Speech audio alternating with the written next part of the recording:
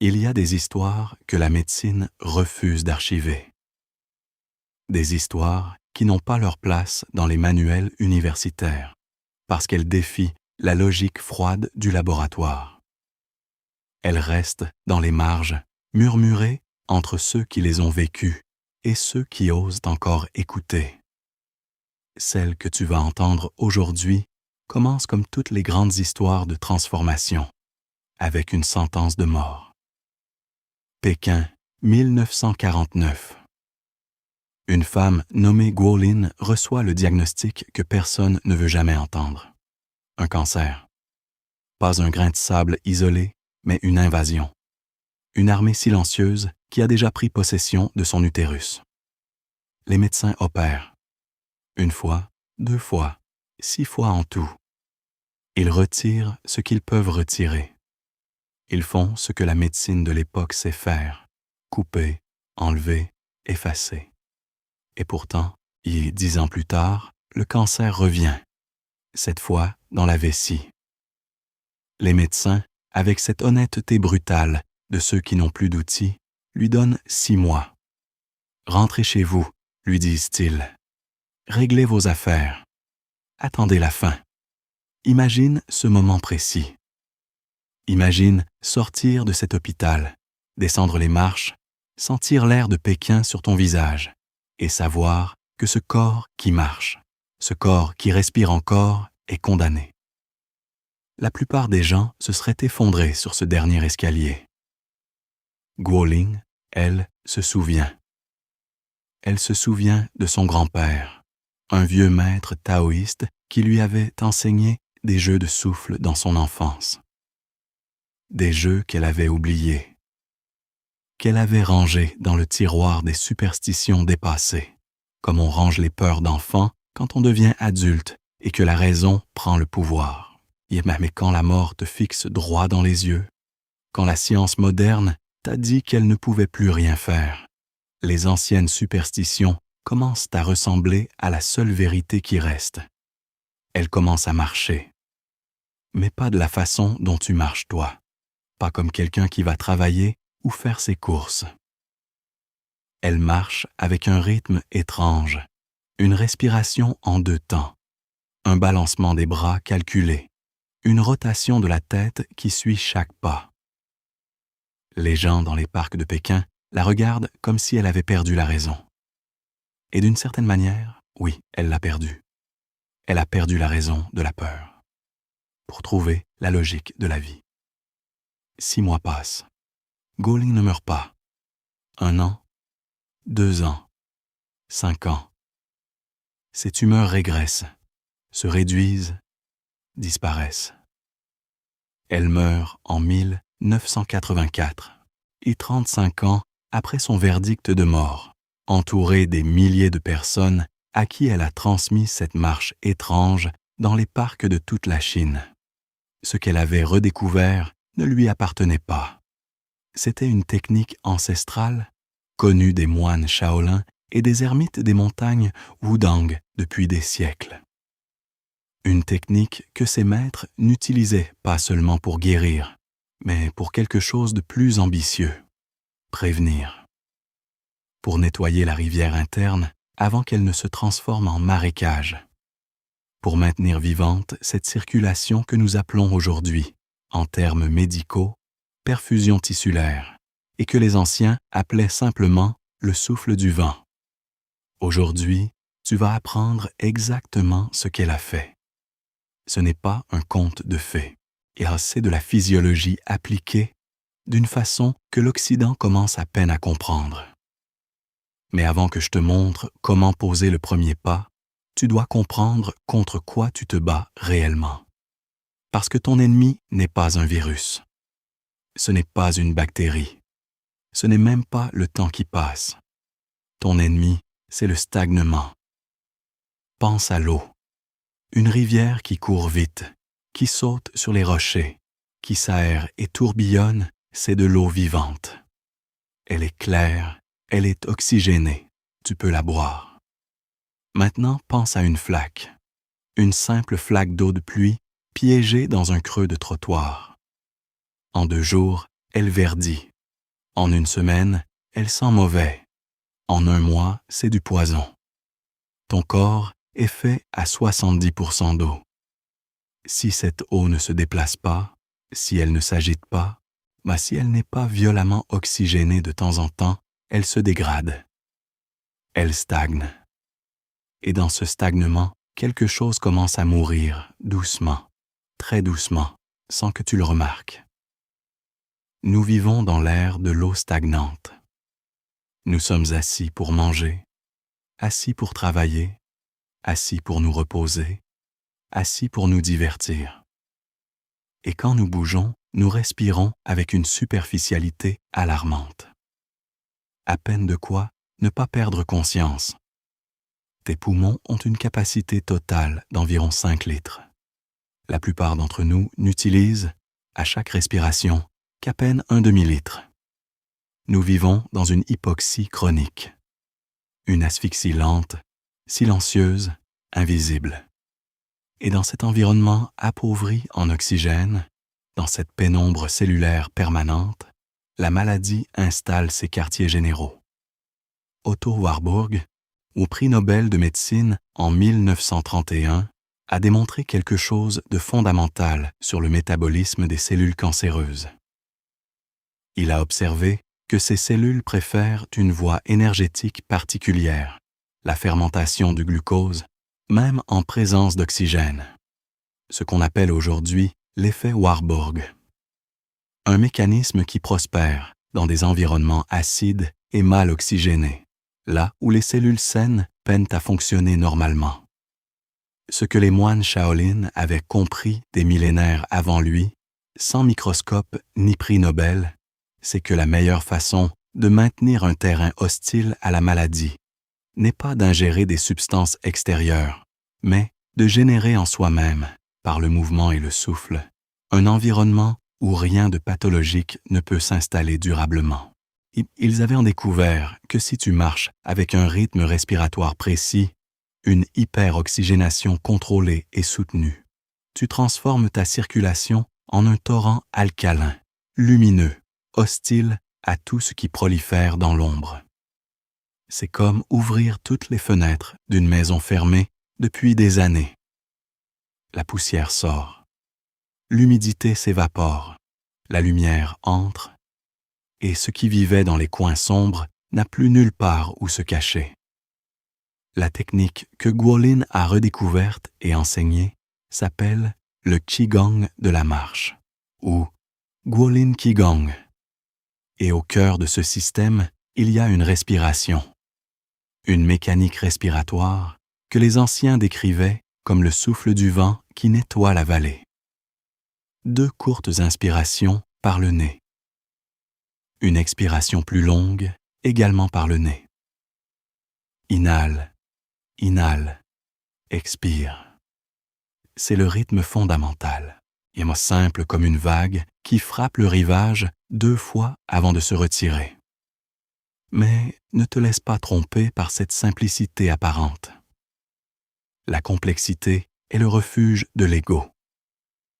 La vérité, elle, est toujours simple. Pour comprendre pourquoi ce rythme fonctionne, tu dois penser à tes poumons, non pas comme un seul grand sac, mais comme une architecture à plusieurs étages. La plupart du temps, tu n'utilises que le rez-de-chaussée. La première inhalation que tu prends remplit les zones supérieures et centrales. Mais les étages inférieurs, les alvéoles les plus profondes, celles qui ont la plus grande surface d'échange gazeux, celles qui sont en contact direct avec les capillaires qui irriguent tes organes vitaux, ces zones-là restent fermées, endormies, hors service. La deuxième petite inspiration, ce petit coup d'air supplémentaire qui caractérise cette technique, agit comme une pression additionnelle. Elle force l'ouverture de ces alvéoles profondes. Elle y pousse de l'air frais, là où, depuis des années peut-être, seul de l'air vicié s'était attardé.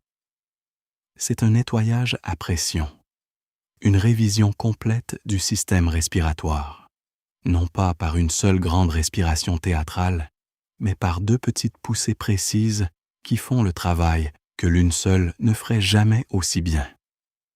Et l'expiration, ce long souffle de relâchement, n'est pas une simple évacuation mécanique de dioxyde de carbone.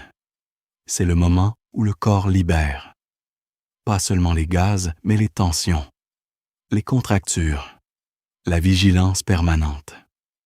Ne pousse pas l'air dehors par la force. Laisse-le simplement partir, là comme si tu posais un fardeau que tu portais depuis trop longtemps sans même savoir que tu le portais.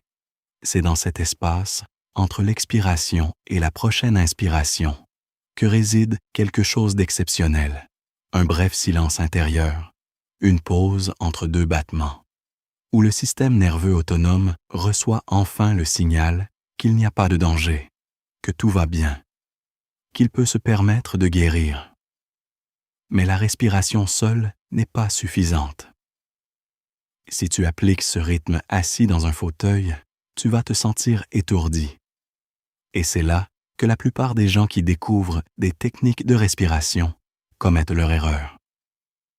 Ils dissocient le souffle du mouvement. Or, ce sont deux moitiés d'un même mécanisme. Séparées, elles sont incomplètes.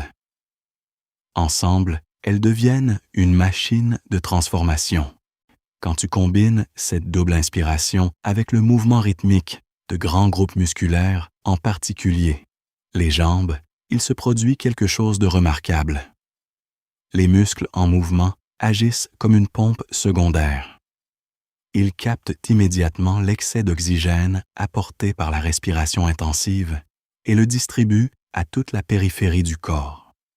L'oxygène ne reste pas dans la tête à te donner des vertiges.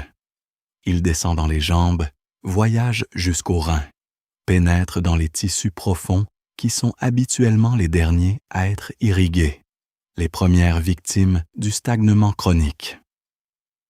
Tu injectes du carburant de haute qualité dans un moteur qui tourne à plein régime. Il ne s'étouffe pas. Il prend son envol. Il y a un autre système que cette marche active d'une façon que presque aucun autre exercice n'égale. Et c'est un système dont la plupart des gens ignorent presque totalement l'existence. Le système lymphatique. Tu as plusieurs litres de lymphe dans ton corps. Ce liquide clair est chargé d'une mission essentielle. Ramasser les déchets cellulaires, neutraliser les pathogènes, transporter les résidus de tes batailles immunitaires vers les organes d'élimination. C'est le réseau d'assainissement de ton organisme. Mais contrairement au sang, qui dispose d'un moteur, le cœur, la lymphe, n'a pas de pompe propre. Elle circule uniquement grâce au mouvement musculaire et à la pression de la respiration. Si tu ne bouges pas, la lymphe stagne. Les déchets s'accumulent. Et cette accumulation silencieuse finit par devenir visible. Fatigue inexpliquée, gonflement, infection à répétition, et à douleur diffuse que les médecins classent sous l'étiquette floue du stress ou de la sénescence. Le balancement des bras dans le qigong de la marche n'est pas un ornement. Il n'est pas là pour faire joli ou pour équilibrer le corps comme dans la marche ordinaire. Il a une fonction anatomique précise. Sous chacune de tes aisselles se trouve l'un des plus grands réseaux de ganglions lymphatiques de tout ton corps. C'est la centrale de traitement des déchets de ton thorax, de tes bras, d'une partie de ton abdomen. Quand tes bras se balancent selon un arc spécifique, ni trop haut, ni trop bas, juste jusqu'à la hauteur du cœur vers l'avant, et librement relâchés vers l'arrière, tu crées un effet de compression et de décompression rythmique sur ces ganglions. Tu les masses. Tu les stimules à chaque pas. Comprime, relâche, comprime, relâche. C'est une traite mécanique du système lymphatique. Et c'est pour cette raison que cette technique est particulièrement connue pour accompagner la guérison de maladies graves. Elle active le système de nettoyage que le corps possède déjà, mais que notre mode de vie sédentaire a rendu presque inopérant. C'est aussi pour cette raison que beaucoup de personnes qui commencent à pratiquer régulièrement sentent un goût métallique dans la bouche ou transpirent avec une odeur inhabituelle les premières semaines. Ce n'est pas un signe que quelque chose va mal. C'est exactement le contraire. C'est le bâtiment vieux qui commence à être démoli pour que le nouveau puisse s'ériger. C'est la lympha chargée de déchets accumulés qui trouve enfin une sortie. C'est ton corps qui fait le ménage qu'il n'avait pas pu faire depuis trop longtemps.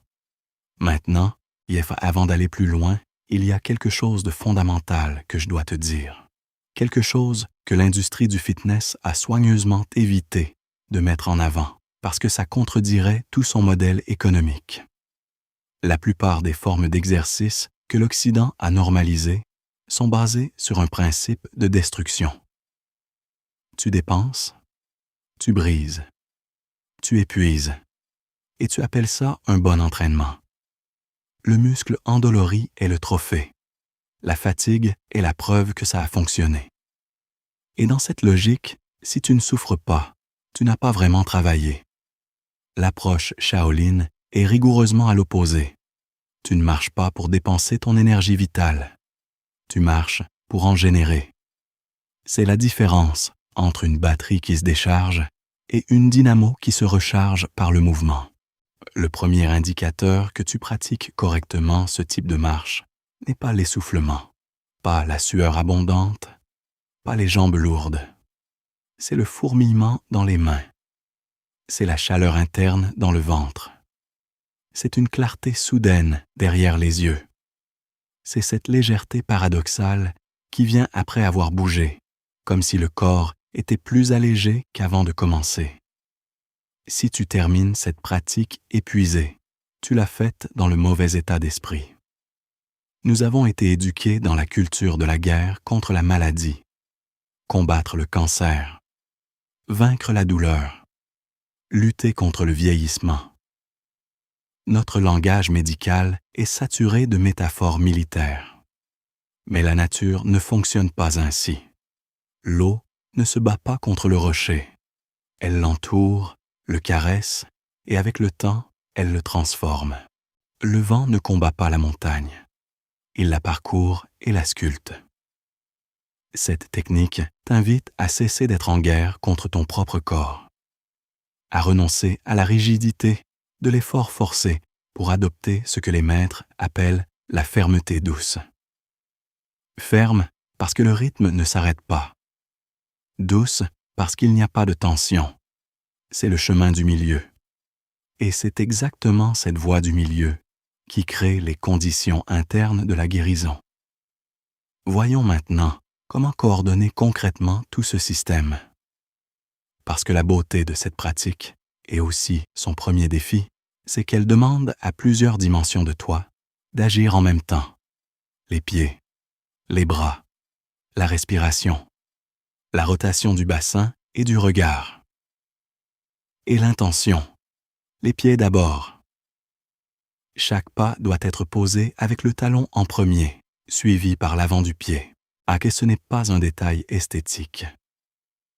Le choc du talon contre le sol envoie une vibration mécanique qui remonte le long du tibia, stimule l'os, active la circulation des os long des jambes et, selon la médecine chinoise, massage les points d'acupuncture du méridien des reins situés sous le pied. Les reins, dans la médecine traditionnelle chinoise, sont considérés comme la racine de l'énergie vitale. Chaque pas est un investissement dans cette réserve profonde. Les genoux ne doivent jamais être verrouillés.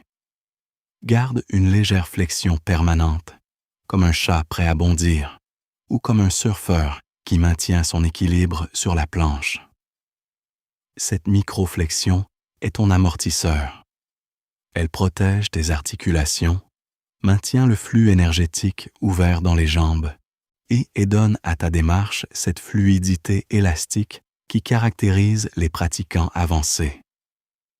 Quand tu vois quelqu'un qui pratique le Qigong de la marche depuis des années, la première chose qui frappe, c'est cette fluidité. Comme si le sol les portait plutôt qu'il ne le frappait. La rotation. C'est l'élément que beaucoup de débutants oublient ou minimisent, pensant que c'est une sorte de performance théâtrale superflue. C'est en réalité le pivot du système. Avec chaque pas, ton bassin et ton torse tournent légèrement dans la direction du pied qui avance. Si tu fais un pas du pied droit, tu tournes vers la droite. Si tu fais un pas du pied gauche, tu tournes vers la gauche. Cette rotation engendre plusieurs effets simultanés. Elle masse les organes abdominaux, intestin, foie, rate, estomac, et elle stimule les muscles paravertébraux et libère les tensions accumulées dans la colonne. Elle ouvre alternativement les deux côtés de la cage thoracique, augmentant la capacité respiratoire effective. Et elle crée ce mouvement en spirale qui, dans la tradition taoïste, est considéré comme la forme d'énergie la plus puissante dans la nature. La spirale de l'ADN, la spirale des galaxies, la spirale de l'eau qui s'écoule dans un tourbillon. La nature pense en spirale parce que la spirale est la forme la plus efficace pour transporter l'énergie d'un point à un autre. Le regard accompagne le mouvement. Quand tu tournes à droite, tes yeux vont chercher quelque chose à droite, comme si tu explorais l'horizon. Cette mobilisation du regard n'est pas anodine. Elle active le nerf vague via la rétine et les muscles oculomoteurs. Il stimule l'épiphyse et maintient le cerveau dans un état d'éveil attentif, sans pour autant l'activer dans le mode alerte du stress. C'est une vigilance détendue, un éveil sans peur. Exactement l'état dans lequel le système immunitaire fonctionne le mieux, l'état dans lequel le corps peut réparer ce qui a besoin d'être réparé sans être constamment perturbé par le flux d'hormones du stress. Les bras, nous en avons parlé, mais je veux insister sur un détail que beaucoup manquent. Les mains doivent être ouvertes. Pas crispées en poing, pas contractées, pas les doigts serrés. Ouvertes, légèrement, comme si tu effleurais la surface d'un lac tranquille. Et il y a une légère intention dans les doigts. Une tension minimale, à peine perceptible, comme si quelque chose d'imperceptiblement fin résistait entre tes doigts et l'air qui t'entoure. Mais cette intention dans les mains ouvertes active les terminaisons nerveuses des paumes, qui sont parmi les zones les plus denses en récepteurs sensoriels de tout le corps humain. Tu ouvres littéralement des centaines de petites antennes. Et tu commences à percevoir l'environnement non plus seulement avec tes yeux et tes oreilles, mais avec ta peau tout entière. Les épaules. C'est l'ennemi silencieux de cette pratique. Dès que tu te concentres sur la coordination, tes épaules montent vers tes oreilles. C'est un réflexe de protection très ancien, hérité de millions d'années d'évolution, où se préparer à un danger signifiait contracter les muscles du cou et des épaules. Mais dans cette marche, si tes épaules sont remontées et contractées, tu bloques tout. Tu coupes la circulation entre le thorax et les bras. Là, tu crées une tension dans le cou qui va compresser les artères carotides et réduire l'irrigation du cerveau. Tu transformes une pratique de fluidité en une performance musculaire tendue. Vérifie tes épaules maintenant. Laisse-les tomber. Sans leur poids. Tes bras doivent se balancer librement depuis les épaules relâchées, comme des pendules suspendus par des fils de soie, pas tirés par des câbles d'acier. Il y a un dernier élément que les maîtres gardaient comme leur trésor le plus précieux. Quelque chose qui transforme cet exercice physique en ce qu'ils appelaient une médecine intérieure. C'est la visualisation active. Pas une méditation passive où tu observes tes pensées comme des nuages qui passent. Non. Une visualisation dirigée, précise, intentionnelle, synchronisée avec chaque cycle respiratoire. Lors de la double inspiration, imagine que tu aspires quelque chose de concret. Pas de l'air, de la lumière. Une lumière blanche, fraîche, vivante, qui entre par les narines et descend directement dans les poumons, puis dans l'abdomen, puis dans les membres, remplissant progressivement tout l'espace intérieur comme on remplit une lanterne. Certains préfèrent visualiser une eau cristalline ou une brume lumineuse. Peu importe l'image choisie, l'essentiel est qu'elle évoque la pureté, la fraîcheur, la vitalité. Et lors de l'expiration, laisse sortir quelque chose. Une fumée grise, une vapeur sombre, ce que tu veux dissoudre, la douleur que tu portes depuis des mois dans le bas du dos, la fatigue chronique qui t'empêche de te lever le matin avec entrain, l'anxiété diffuse qui colore tes journées d'une teinte terne. La maladie, si tu en as une, nomme-la mentalement et laisse-la partir avec l'air expiré, par la plante des pieds dans la terre, par les narines dans l'espace. Des études en neurosciences ont montré que la visualisation active, synchronisée avec la respiration et le mouvement, crée des changements mesurables dans la réponse du système nerveux autonome. Elle réduit les niveaux de cortisol. Elle augmente la cohérence du rythme cardiaque. Elle module positivement la réponse inflammatoire. La pensée n'est pas séparée du corps. Elle est une force physiologique à part entière. Cela explique pourquoi deux personnes peuvent faire exactement les mêmes mouvements physiques et obtenir des résultats radicalement différents. L'une marche avec l'intention d'un robot exécutant un programme. L'autre marche avec la conscience d'un jardinier qui arrose ses propres racines. Le geste est identique. L'effet intérieur ne l'est pas. Et c'est là que se révèle la troisième force dont j'ai parlé au début. La terre, c'est le pas. Le ciel, c'est le souffle. L'humain, c'est l'intention. Quand ces trois dimensions sont alignées, quand tes pieds frappent le sol avec rythme, que tes poumons accueillent et relâchent l'air avec précision, et que ta conscience accompagne chaque mouvement avec présence, il se produit ce que les neuroscientifiques appellent la cohérence biologique. Ton système nerveux cesse de recevoir des signaux contradictoires. Ton cerveau et ton cœur synchronisent leur rythme. Ton corps cesse d'être un champ de bataille de signaux en désaccord et devient une symphonie. Les études scientifiques menées sur le Qigong de la marche de Guolin sont maintenant suffisamment nombreuses pour être prises au sérieux.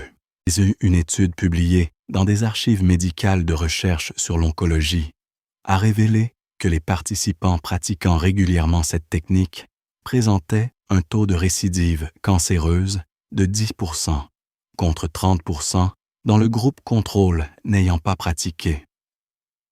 Des recherches sur la cytologie et la réponse immunitaire ont montré des modifications significatives dans la production de cytokines chez les pratiquants, suggérant une modulation positive du système immunitaire.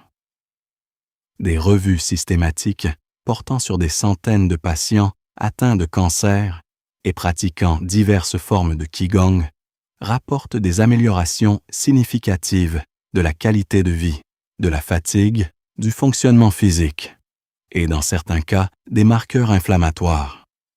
Ce n'est pas de la magie, c'est de la biophysique, c'est de la neuroendocrinologie, mais c'est ce qui arrive quand tu donnes à ton corps les conditions exactes dont il a besoin pour faire ce qu'il a toujours su faire, se réparer lui-même.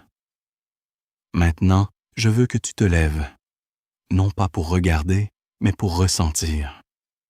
Si tu es dans un espace où tu peux marcher, même 2 ou 3 pas dans un couloir, lève-toi.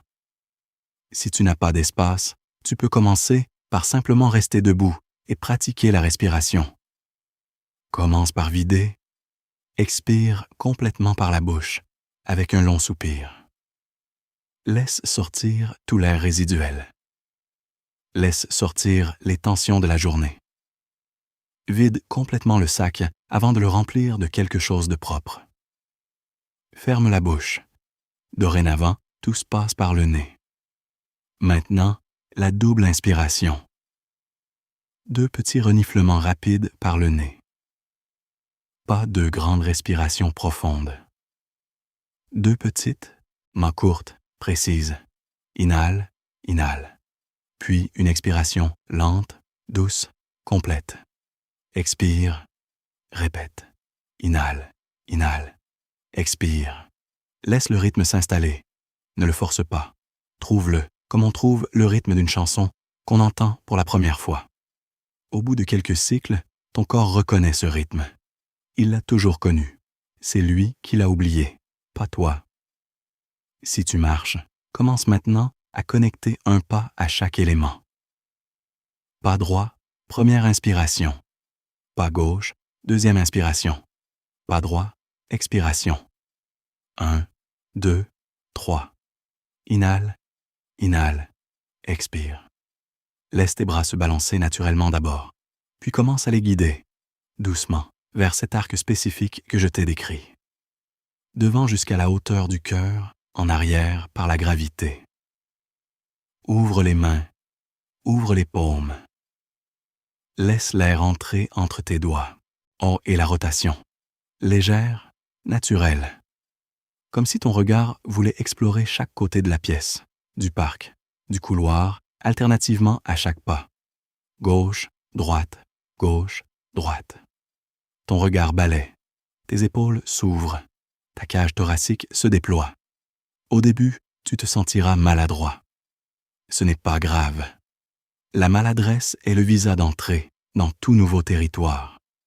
Elle n'est pas le signe que tu échoues. Elle est la preuve que tu es en train d'apprendre quelque chose que ton corps ne connaissait plus.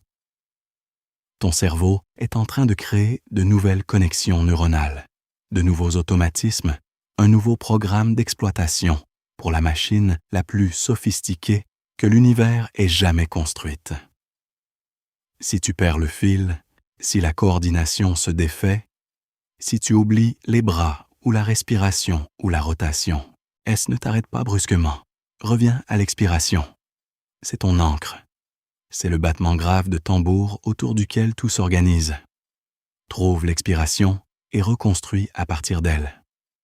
Pied, puis respiration, puis bras, pas à pas. Continue. Maintiens le rythme. 5 minutes au début, puis 10, puis 20.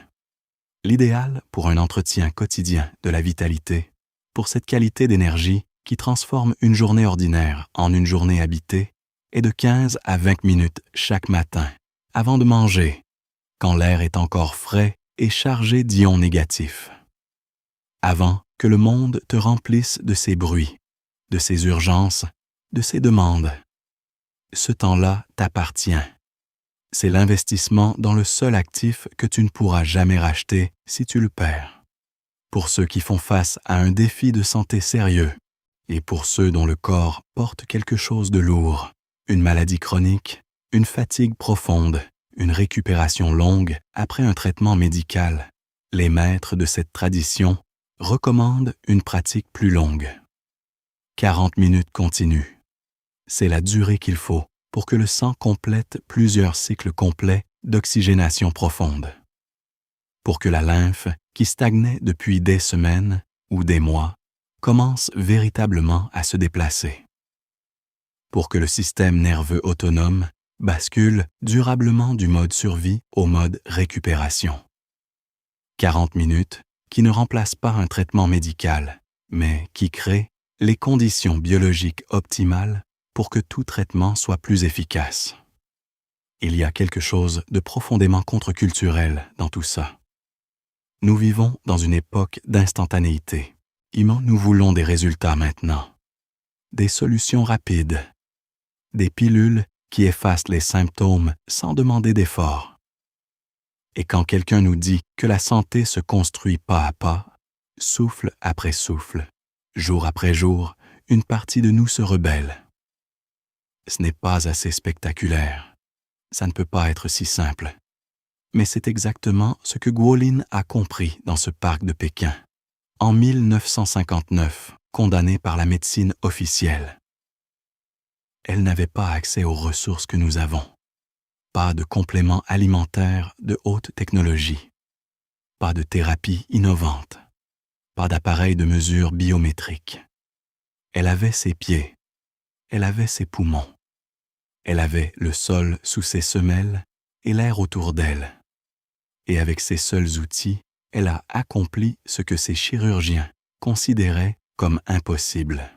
Les parcs de Chine sont encore aujourd'hui peuplés, chaque matin à l'aube, de centaines de milliers de personnes qui pratiquent le Qigong de la marche.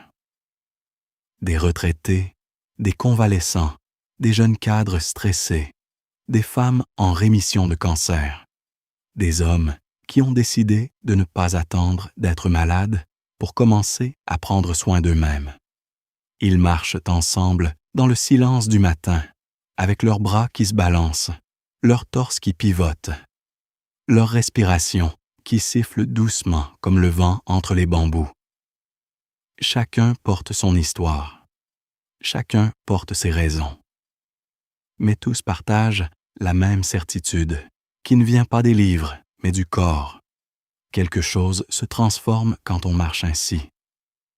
Tu peux rejoindre ce mouvement silencieux depuis n'importe où dans le monde. Depuis ton appartement parisien, depuis ton jardin en province, depuis l'allée d'un hôpital, si c'est là où tu te trouves aujourd'hui. Tu n'as besoin de rien d'autre que ce que tu possèdes déjà. Un corps qui respire, des jambes qui peuvent faire quelques pas, une volonté, même fragile, de recommencer. Parce que c'est ça, au fond, le secret de Guolin. Pas une technique miraculeuse, pas une formule magique, une décision. La décision de ne pas attendre, de ne pas remettre à demain ce que le corps demande aujourd'hui. La décision de traiter son corps, non pas comme une mécanique qui se répare quand elle tombe en panne, mais comme un jardin qui demande une attention quotidienne, modeste, fidèle. Un jardin qu'on arrose un peu chaque matin, même quand le ciel est gris et qu'on n'a pas très envie. Surtout quand on n'a pas très envie. Parce que ce sont ces matins-là, ces matins de peu d'élan et de grand effort silencieux, qui font la différence entre celui qui s'effondre et celui qui tient, entre celui qui subit la maladie et celui qui construit, pas à pas, la santé. Les premiers jours, tu ne ressentiras peut-être rien de spectaculaire. Un léger fourmillement dans les mains, une légère clarté après la pratique, une fatigue un peu moins lourde en fin de journée. Ne sous-estime pas ces petits signaux. Ce sont les premières pierres d'un édifice. L'arbre qui devient centenaire commence par une graine minuscule dans une terre fraîchement remuée. Continue. Le rythme fait son travail sous la surface avant de le montrer au dehors. Comme le printemps qui travaille sous la neige longtemps avant que les premières fleurs ne percent. La transformation intérieure précède toujours la transformation visible et ayez la patience de l'arbre. Et quand vient le moment où le geste devient naturel, où tu n'as plus besoin de penser aux bras et aux pieds et à la rotation parce que tout s'est synchronisé dans un seul mouvement fluide et continu. Tu comprendras ce que voulaient dire les vieux maîtres quand ils parlaient de marcher avec le vent. Tu ne feras plus l'exercice. L'exercice te fera. Et ce jour-là, quelque chose de plus grand que la santé physique sera en train de naître en toi. Une façon d'habiter ton corps que tu n'avais peut-être jamais connue. Une présence à toi-même. Une appartenance à ta propre vie. Guolin est morte en 1984, à l'âge de 78 ans. Elle avait survécu 35 ans à sa condamnation.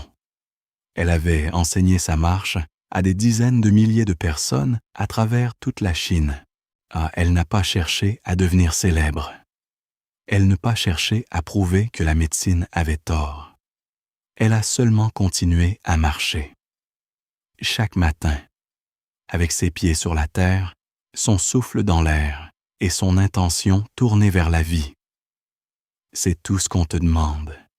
Chaque matin, avant que le monde commence, quelques pas, quelques souffles, quelques minutes données à toi-même. Pas pour combattre quelque chose, pas par peur de la maladie, mais par amour de ce corps qui fait de son mieux chaque seconde de chaque journée pour te maintenir en vie.